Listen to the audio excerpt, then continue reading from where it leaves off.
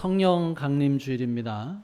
성령의 강림으로 이 땅에 교회가 탄생을 했고 또 그 교회를 통해서 이 생명의 복음이 오늘 우리들에게까지 흘러 들어오게 된 것이죠.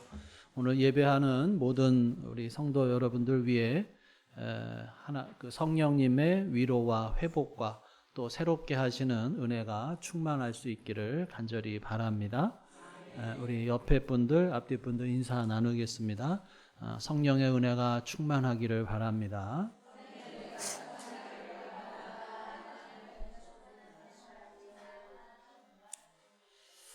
우리가 지난주 사도행전 말씀을 통해서 거룩함을 회복한 그 초대교회에 나타난 그런 역사를 살펴봤죠. 사도들의 손을 통해서 표적과 기사가 많이 일어났고 병든 사람과 또 귀신에게 괴로움 받는 사람들이 사방에서 몰려왔고 근데 성경은 다 나음을 얻었다라고 분명하게 기록을 합니다. 여러분, 하나님은 지금도 우리의 질병을 고치시는 치유의 하나님이시죠. 우리의 또 막힌 재정의 문을 여시고 또 꼬여있는 인간관계도 풀어내시고 또 상처 입은 가정을 눈물로 바라보시면서 싸매어 주시는 좋은 그 아버지시다라고 하는 것입니다. 우리가 인생의 광야에서 소리 높여 부르짖을 때 우리를 결코 외면하지 않으시는 하나님이시죠.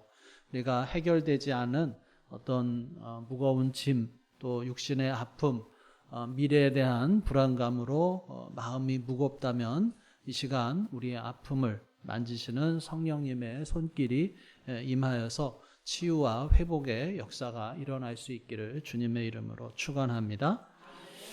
자, 그런데 여기서 우리가 한 걸음 더 나아가야 되죠. 하나님의 사랑이 단순하게 우리들의 눈앞에 있는 문제를 해결해 주는 데서만 멈추지 않아야 한다라고 하는 것입니다.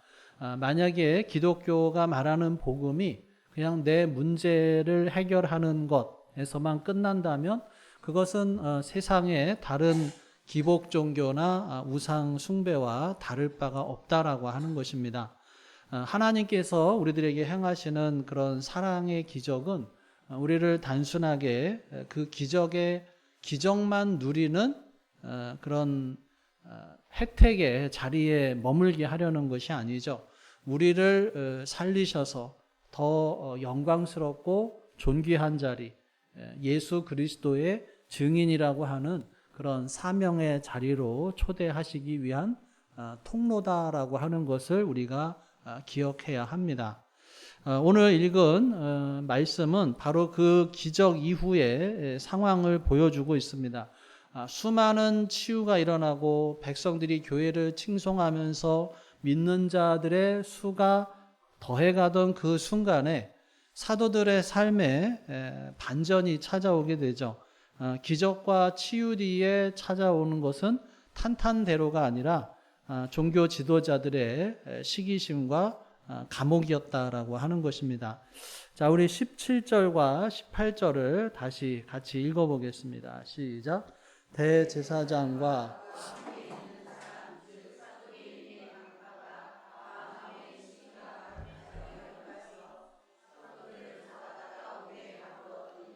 예, 당시에 이 종교 권력의 정점에 있던 대제사장과 사두개인들의 마음을 가득 채운 것은 하나님의 영광이 아니라 시기심이었다라고 하는 거죠. 자신들의 권위는 점점 떨어지고 나사렛 예수의 이름으로 기적을 행하는 사도들에게 수많은 백성들의 이목과 존경이 쏠리니까 견딜 수 없는 분노 그리고 시기심에 휩싸였고 그래서 그들이 선택한 것은 뭐예요? 권력과 힘을 이용을 해서 사도들의 입을 막고 복음의 확장을 억누르는 것이었습니다. 그래서 사도들을 붙잡아서 감옥에 가두었어요.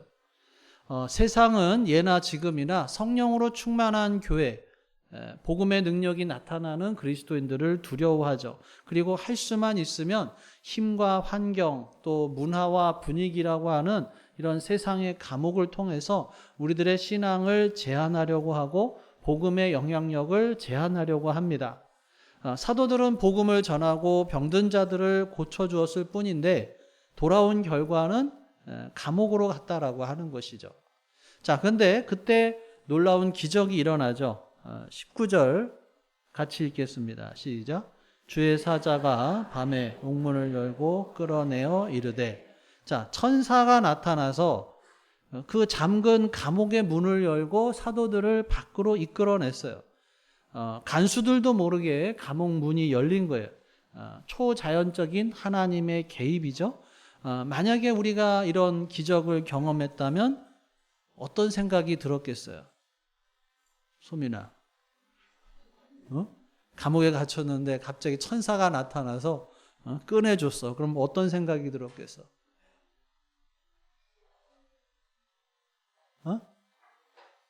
도망가? 좋을 것 같다고? 좋아서 어떻게 할 것 같아? 집으로 가? 아니면 어디로 가?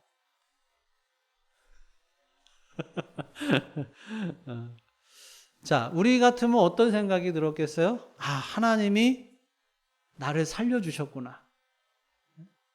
그러면 어디로 가요? 빨리 안전한 곳으로 도망을 가야겠다. 이게 이제 일반적인 생각이죠. 근데 옥문을 열어준 천사의 명령이 뭐예요? 20절 같이 읽겠습니다. 시작. 가서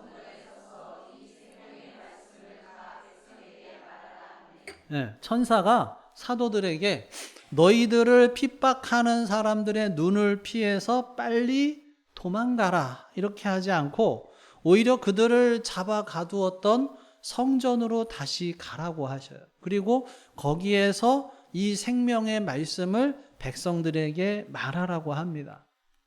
여러분, 하나님이 기적을 베푸셔서 감옥의 문을 열어주신 이유, 우리들의 삶에 묶인 것을 풀어주시고 자유를 주시는 궁극적인 목적은 나의 안일함과 안락함을 위함이 아니다라고 하는 거예요. 하나님께서 우리에게 베푸시는 모든 은혜와 기적과 치유와 자유케 하심은 그 목적이 있다라고 하는 거예요. 그것은 우리를 얽매던 두려움 또 문제의 감옥에서 벗어나서 나를 살리시고 나를 자유케 하신 그 생명의 말씀을 세상에 전하는 자로 살게 하기 위함이다라고 하는 것입니다. 하나님이 우리들의 삶의 문을 열어주시는 진짜 목적은 그 열린 문을 통해서 다시 세상으로 들어가서 하나님의 살아계심을 나타내라고 하는 거예요. 사도들은 이 천사들의 명령에 어떻게 반응을 해요? 21절 상반절에 보면은 그들이 듣고 새벽에 성전에 들어가서 가르쳤다라고 되어 있어요. 다시 잡혀서 죽을 수도 있는 그 성전으로 망설임 없이 걸어 들어갑니다. 왜냐하면 그들은 그 기적 자체보다도 기적을 베풀어 주신 하나님의 사명을 더 크게 본 거예요. 우리들에게 주시는 건강, 우리들에게 주시는 물질, 또 우리들에게 주시는 이 평안의 기적들이 다시금 세상 속에서 생명의 말씀을 전하는 도구로 쓰임받게 될 수 있기를 주님의 이름으로 축원합니다. 자, 날이 밝자 이 대제사장과 공회원들이 이 사도들을 신문하려고 사람들을 감옥에 보냅니다. 그런데 감옥에 가보니까 문은 잠겨 있고 간수들은 문 앞에 서 있는데 정작 안에 있어야 하는 사도들이 사라진 거죠.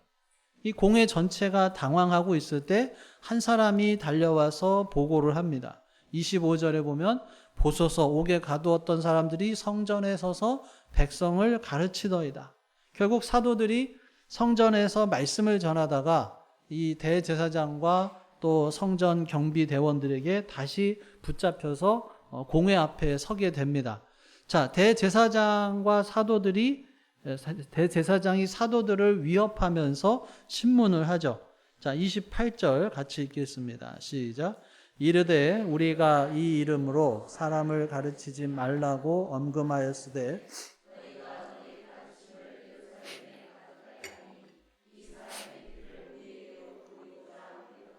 네.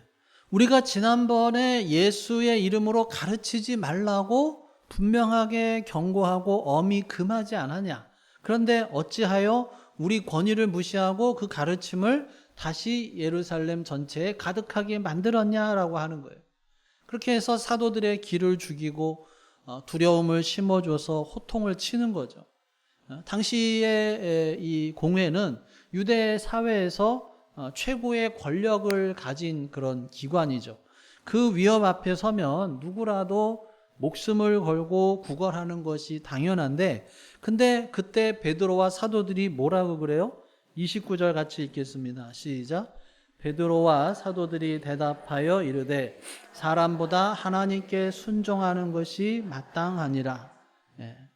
여러분, 이 짧은 한 문장 속에 사람보다 하나님께 순종하는 것이 마땅하니라, 이 짧은 한 문장 속에 성령 충만한 그리스도인의 정체성이 그대로 담겨져 있다라고 하는 거예요. 여러분, 우리가 지난번에 아나니아와 삽비라를 살펴봤습니다. 아나니아와 삽비라는 왜 멸망의 길을 갔을까요? 본질적인 이유는 하나죠. 하나님보다도 사람을 더 의식했어요. 교회 안에서 다른 사람들의 평판, 또 사람들의 칭찬과 시선에 사로잡혀서 정작 불꽃 같은 눈으로 중심을 보시는 하나님을 두려워하지 않았다라고 하는 거예요. 그런데 오늘 성령으로 충만한 이 사도들의 모습은 정반대죠. 눈앞에 서 있는 대제사장과 군대들, 그리고 자신들의 목숨을 좌지우지할 수 있는 세상의 권력과 위협에 조금도 굴복하지 않습니다. 이들은 왜 그래요? 그들의 눈에는 세상의 권력자들보다 비교할 수 없이 크고 위대하신 만왕의 왕 하나님 아버지가 보였기 때문에 그런 거예요. 그래서 사람들의 말에 순종하는 것보다 만물의 주관자이신 하나님의 말씀에 순종하는 것이 마땅하다라고 하는 이 거룩한 우선순위가 분명했다라고 하는 거예요. 여기서 우리가 잠시 이 베드로라고 하는 사람을 좀 생각해 보면요, 베드로가 원래 이런 사람이었느냐? 결코 아니죠. 예수님이 붙잡히시기 전에 베드로를 우리가 알고 있어요. 대제사장의 공회도 아니고 그냥 대제사장의 집들에서 불을 쬐고 있던 한 어린 여종의 질문 한마디에 그냥 떨면서 예수님을 모른다고 부인하고 저주하면서 도망쳤던 그런 실패자가 바로 이 베드로예요. 사람들의 시선, 분위기가 무서워서 자기 목숨 하나 부지하겠다고 스승을 모른다고 저주까지 했던 인물이 바로 이 베드로였다라고 하는 거예요. 그런데 베드로가 어떻게 이렇게 변할 수 있었느냐라고 하는 거예요. 어떻게 죽음의 위협이 가득한 공회 한복판에서 담대하게 외칠 수가 있었냐라고 하는 것입니다. 베드로가 어떤 인간적인 결단을 굳게 했기 때문일까? 그것이 아니죠. 이유는 단 하나입니다. 오순절날 그에게 성령이 임하셨다라고 하는 거예요. 위로자이시고 돕는 자이신 보혜사 성령께서 베드로의 심령 가운데에 임하셔서 그의 안에 가득했던 실패의 상처들을 싸매어 주시고 십자가와 부활의 사랑으로 그의 마음을 채워주셨습니다. 성령이 임하시니까 사람을 두려워했던 인간적인 모습은 다 떠나가고 세상을 이기는 거룩한 담대함이 그의 마음을 장악했다라고 하는 것입니다. 사랑하는 여러분, 성령 충만은 내가 억지로 의지력을 쥐어짜내서 어떤 무거운 짐을 지는 그런 행위가 아니죠. 내가 참아야지, 내가 담대해야지 결단을 해도 환경이 어려워지면 우리는 또다시 무너져요. 그런데 성령님이 내 안에 오셔서 역사하시면 내 안의 두려움은 다 사라지고 하나님의 사랑이 나를 강권하기 시작을 합니다. 그래서 성령 충만의 확실한 증거는 내 힘으로 세상을 견디는 것이 아니라 성령이 주시는 자유와 능력으로 사람보다도 하나님을 더 두려워하고 사랑하게 되는 것이다 라고 하는 것입니다. 오늘 성령 강림 주일을 맞이해서 우리 안에 계신 성령님께서 원하시는 것은 뭐 어떤 거창한 순교를 원하시는 것이 아니에요. 바로 하나님이 내 곁에 계시기 때문에 사람의 시선으로부터 자유해지는 어떤 일상 속의 작은 용기를 말합니다. 직장에서 누군가 모두가 험담을 하고 비난을 할 때 사람들의 눈치를 보면서 그냥 슬그머니 동조하는 게 아니라 내 곁에 계신 하나님의 시선을 의식해서 침묵하거나 따뜻한 격려의 말을 건넬 수 있는 그런 용기, 어떤 물질의 유혹, 그 앞에서도 부정한 관행 앞에서 나를 불꽃 같은 눈으로 지키시는 하나님을 신뢰하기 때문에 당장의 손해를 두려워하지 않고 정직을 선택할 수 있는 그런 담대함을 말합니다. 여러분, 내 눈앞에 있는 대제사장보다도 만왕의 왕이신 하나님이 더 크게 보이면 세상의 위협은 아무것도 아닌 것이 됩니다. 이처럼 하나님이 계시기에 사람과 환경을 두려워하지 않는 이 거룩한 담대함이 저와 여러분들의 삶에 성령의 선물로 임할 수 있기를 주님의 이름으로 축원합니다. 자, 베드로가 공회 앞에서 단순하게 선언하는 데서 멈추지 않고 십자가와 부활의 진리를 쏟아내기 시작합니다. 자, 30절, 31절 같이 읽겠습니다. 시작. 너희가 나무에 달아 죽인 예수를 우리 조상의 하나님이 살리시고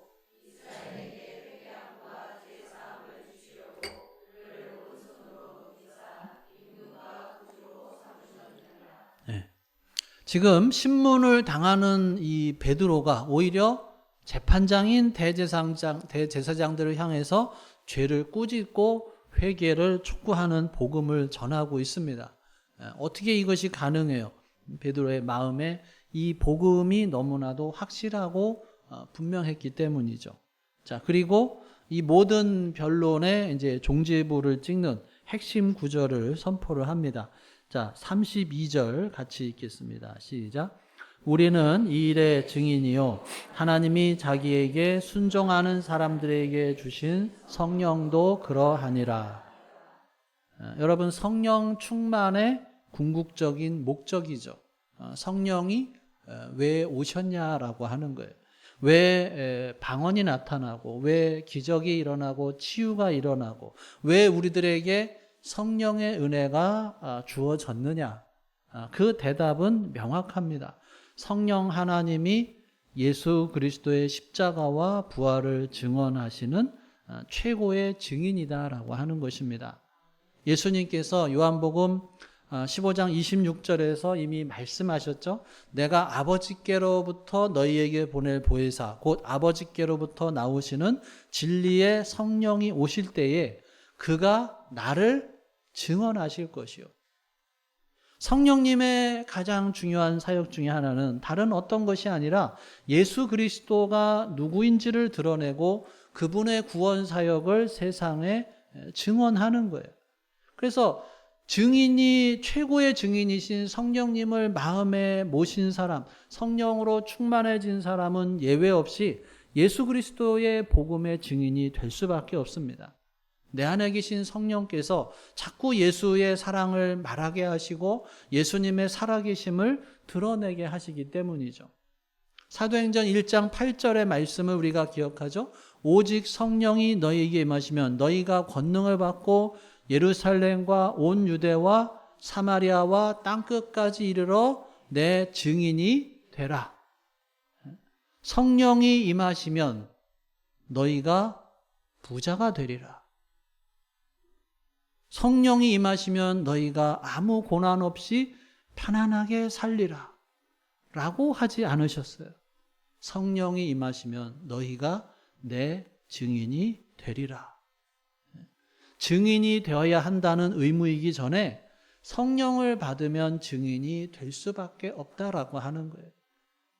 우리가 삶에서 경험하는 여러 가지 문제 해결들 또는 뭐 병고침도 있을 수 있겠고요.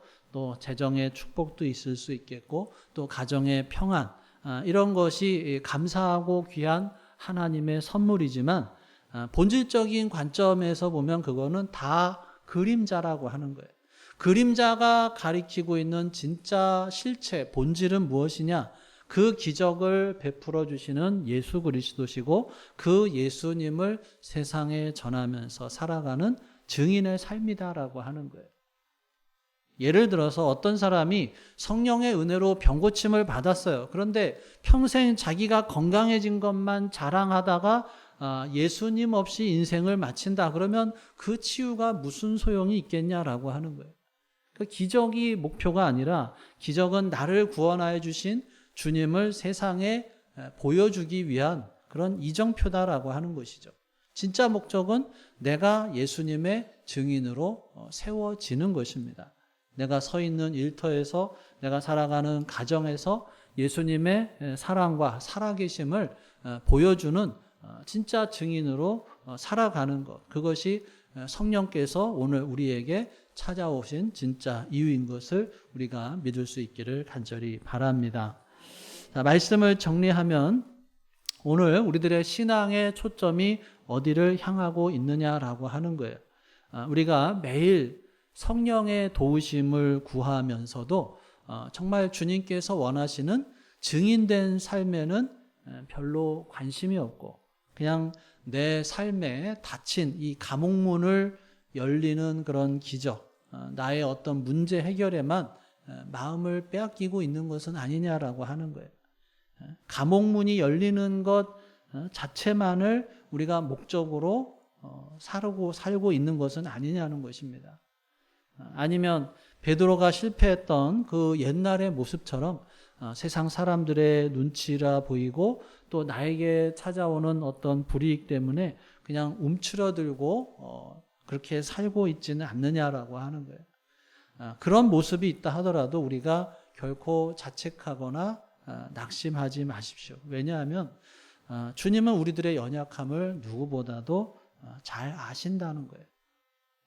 성령님은 우리의 연약함을 도우시는 보혜사라고 했습니다.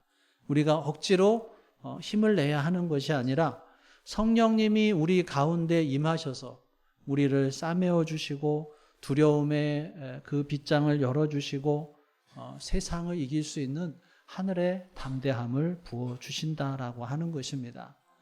그렇기 때문에 믿음으로 결단하면서 주님의 은혜를 구할 수 있기를 바랍니다.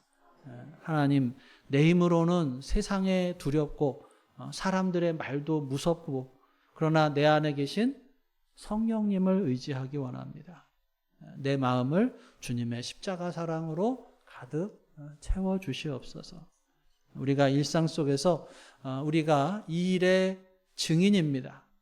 나는 사람보다 하나님께 더 순종하겠습니다 라고 하는 이 믿음으로 고백하고 한 걸음을 내디딜 때 하나님께서는 순종하는 자들에게 약속하시는 가장 풍성한 성령의 충만함을 날마다 부어주실 줄로 믿습니다.